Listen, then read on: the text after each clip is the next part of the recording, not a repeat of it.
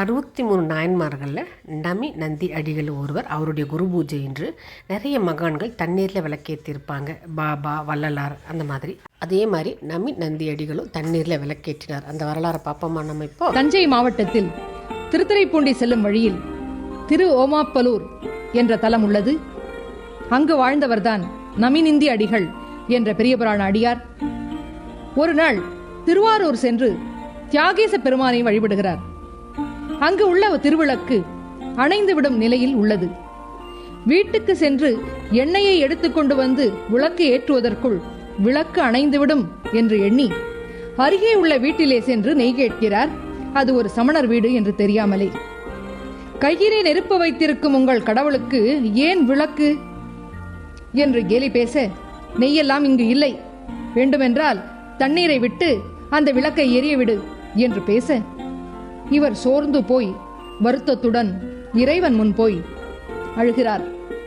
அப்பொழுது ஒரு அசரீரி கேட்கிறது, நமிநந்தி, குளத்திலே மூழ்கி அந்த நீரை கொண்டு நமச்சிவாய மந்திரம் சொல்லி விளக்கேற்று என்ற அந்த ஒலியை கேட்டவுடன் மகிழ்ச்சியுடன் அருகே உள்ள சங்குதீர்த்த குளத்திலே மூழ்கி நீரை கொண்டு வந்து அகலிலே ஊற்றி திருவிளக்கை ஏற்றுகிறார்.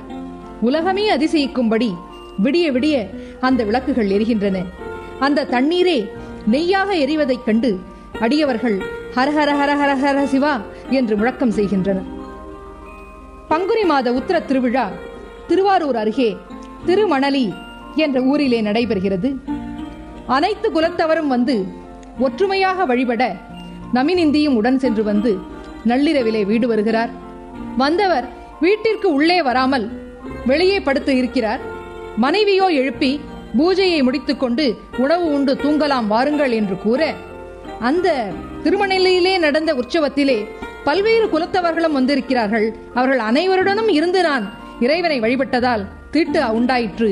நீராடி தூய்மை செய்த பின்புதான் நான் வீட்டிற்குள்ளே வந்து பூஜை செய்ய வேண்டும், அதற்கு ஏற்பாடு செய் என்று மனைவியிடம் சொல்லுகிறார். இடையிலே தூக்கம் வந்துவிடுகிறது. இறைவன் அவர் கனவிலே தோன்றி, ஆரூரில் பிறந்தார் எல்லாருமே நம் கணங்கள்தான், அதனை நீ காண்பாய் என்று கூற தன் தவற்றை உணர்ந்து இறைவன் திருவடியை வணங்குகிறார். அனைவரும் சிவகணங்களாக தோன்ற வணங்கி எழுகிறார். நமிநந்தி அடிகள் தம் ஊரை விடுத்து திருவாரூரிலே குடிபுகுந்து அடியார்களுக்கு வேண்டுவனையெல்லாம் செய்து வருகிறார். நமிநந்தி அடிகள் முறைப்படி திருத்தொண்டுகளை செய்து தியாகேச பெருமானின் திருவடி நிழலை அடைகிறார். வைகாசி மாதம் பூச நட்சத்திரம் இவருடைய குரு பூஜை. இன்று இவருடைய திருவடியை நாம் வணங்கிக் கொள்வோம்.